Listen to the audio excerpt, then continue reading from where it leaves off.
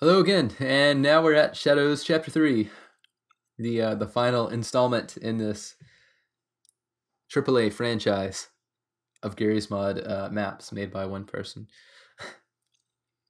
I think, well, I mean, this one's the best of all of them because it's the least worst, and I actually tried to make my own monsters and stuff in it.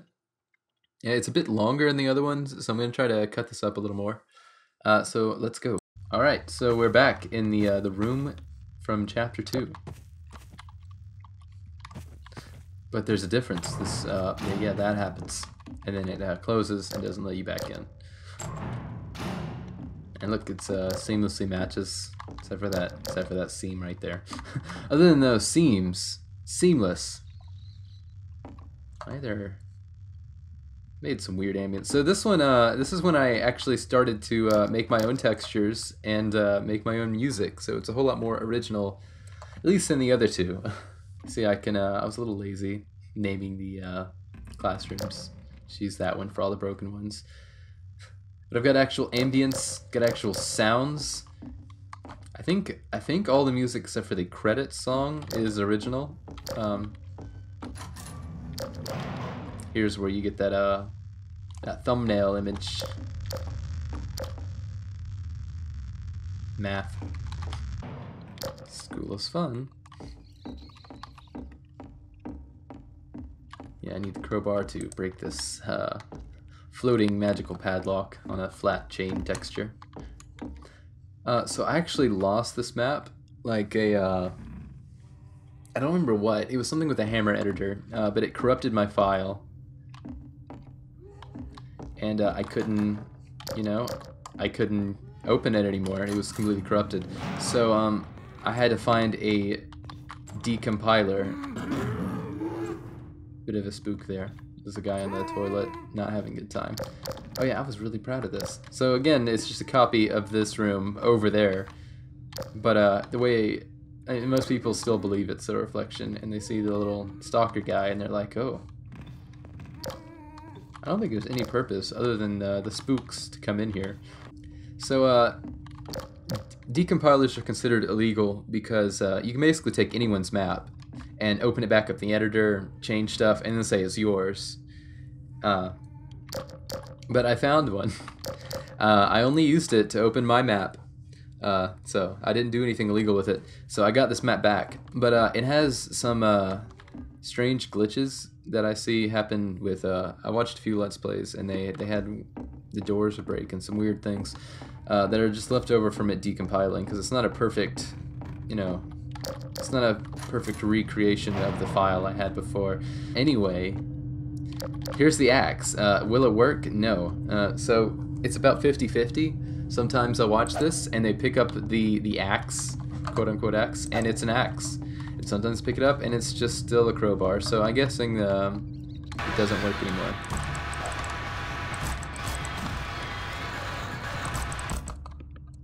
So there's the first original enemy.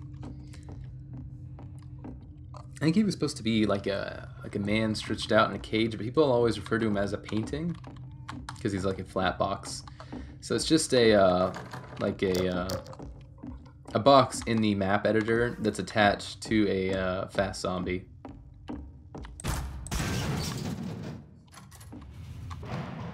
And here's a oh.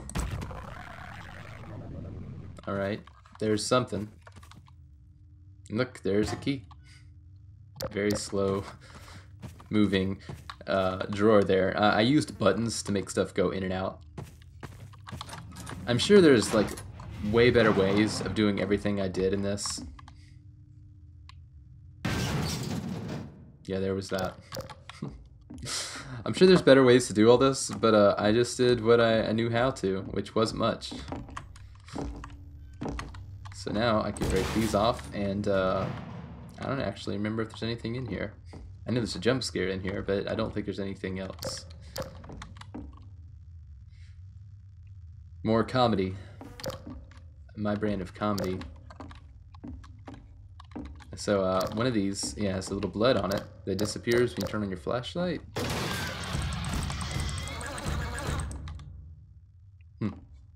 So that there's another one of those. This is where your first major boss battle will take place.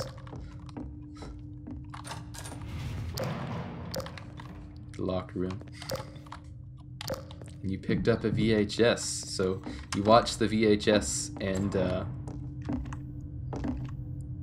spooky things happen. I had an interview, was what they called it, with some people who played this map with me and then asked me questions about it. I probably should watch that because there's a code to a vending machine later that I've forgotten. But I really thought this video I made was, you know, kind of creepy, and it shows the backstory of how the doctor got you. And they watched it and then they burst out laughing, and I didn't at the time know why. I still don't really know why. Oh, this is a pony TV because ponies were still happening. So you see, he hits you and then he grabs you and stuffs you in the car and drives away. And this is a frame-by-frame animation. It's not a... I didn't know how else to make it a TV screen, and then it breaks and you get the little key out of it. There are 3 endings to this game. I think 3 or 2. I know there's at least 2. You had a... Look, a pig fetus picked up. But if you want the gagged ending, which is the one I'm going to show you right now, you have to find all these little guys and click on them.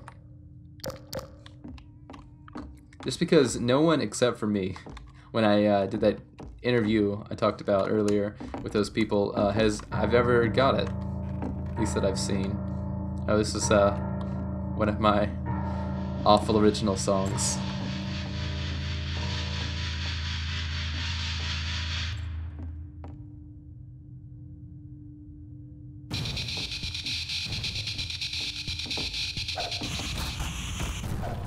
And now he's dead. And there's the key. Right there. His head doesn't quite fit on. See, I didn't know how to make real 3D models, so this is what you get. For now, anyway. Some of the songs, maybe like 1 or 2, not all of them, from this map, you may hear in horrible Unity horror games, and it's because I thought they were good and creepy, and for some reason other people did too. So they used them in on the Unity Asset Store. It has quite a few downloads actually. It was on the most popular page for a long time. Anyway, we get in our broken down car and continue on wherever it's not really explained.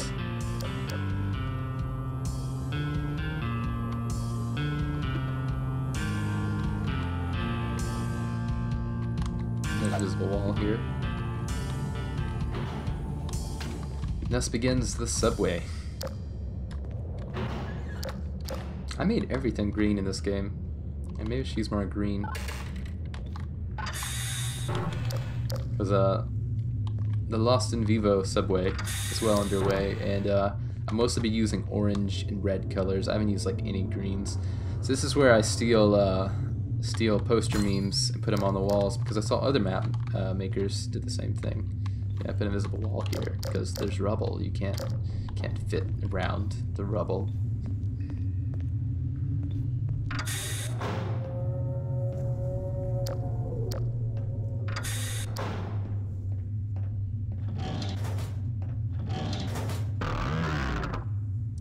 And there was the baby man again. Oh, well, there's the key. So, subway key from the man, the driver man. So yeah, subway train.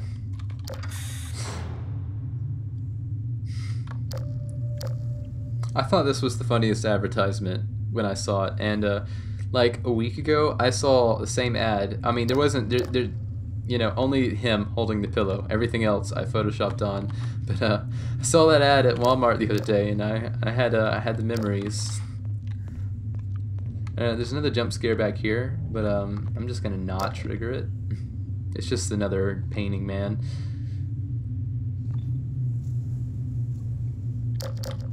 Yeah, so I took Dr. Breen's Private Reserve and made Dr. Freeman's Public Spring, and I thought it was so funny. So there's some kind of code to open it, but I don't know what it is. And if you get it wrong, it completely breaks it all. So I'll fiddle with it for a little bit and see if I can get it, but I don't think I'm gonna be able to. You know, I can just cheat, and there was that. It opens up if you have the right code, and there's the Miku on an SMG. Then I put a phaser on the sound effects so it would sound cooler. I am proud of this one joke because I love watching Let's Players see this and then they jump in front of it and then they get hit by the train. So that's always fun to see.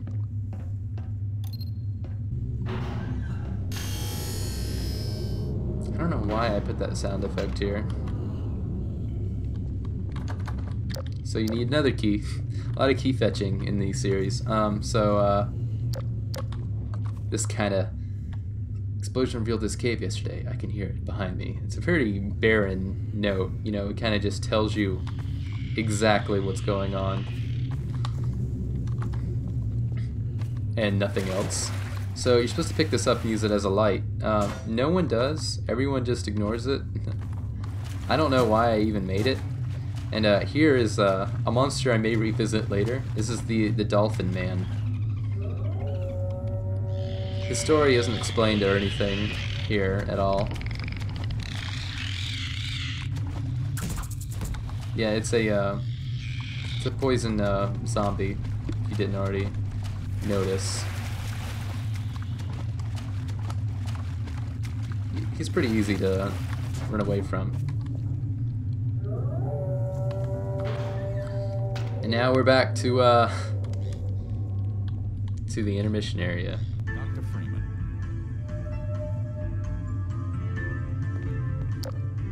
So intermission area number 3, the last one. Let me get out of your way. Yep.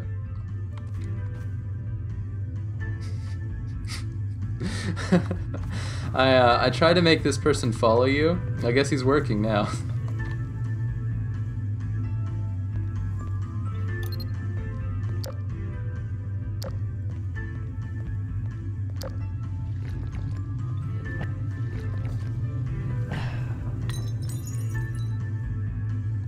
More comedy. That's all there is to do here. I don't know why the intermission areas were a good idea. Where I thought they were a good idea. And there's the key. And now you go back to navigate past the Dolphin Man. He was supposed to be a plastic surgeon who had like a swimming with the dolphins experience and became so infatuated with him that he mutilated his own arms and legs to make himself look like a dolphin. So it's supposed to be a man who's done surgery on himself to look like a dolphin, because I thought that was creepy, but it doesn't all come through. Oh, and he's over there. See, I figured the player would go this way instead of this way, and if you go this way, he chases you, and then you turn around and go back this way, he teleports over here. So it's either you see him twice and get spooked, or you don't run into him at all. It just depends on what the player does. And here's another lever puzzle. The puzzle isn't so much learning what to do, it's getting the buttons to freaking work. There we go. A lot of people expected this map to end every time I beat an area, and it doesn't. And I don't know if that's a good thing or a bad thing.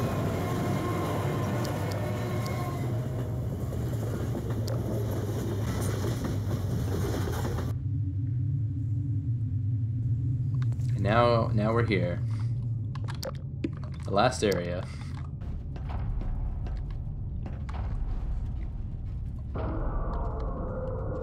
Another one of my songs. I think I put this one in the package that's on the Unity Asset Store. There he is. He's really hard to see, this one. Oh no! That the oh no happens to tell you you've triggered the gag ending. Because I don't want to fight the boss. I've seen people fight it for like 30 minutes, and it has weak points you're supposed to shoot, which I tried to hit. Wasn't I trying to hint at them here, and then I just forgot? I think that's what happened.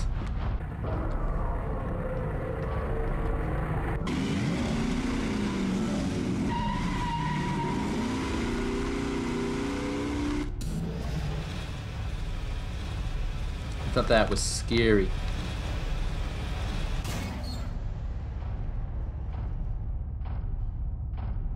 I'm to dock. Oh, great. Why did I take the time to do that? Well, I guess I had to make the car all blood-stained.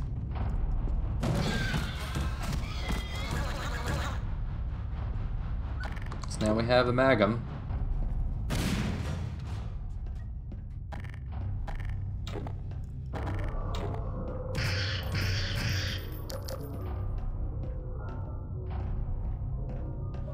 So you've got to go in each one of these rooms and pull a lever, and I think it was supposed to symbolize something, but I quickly forgot what that was.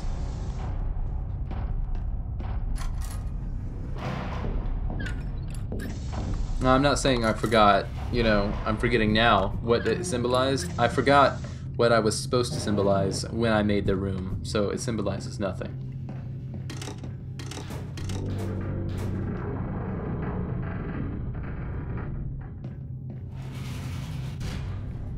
And there's the extra ammo.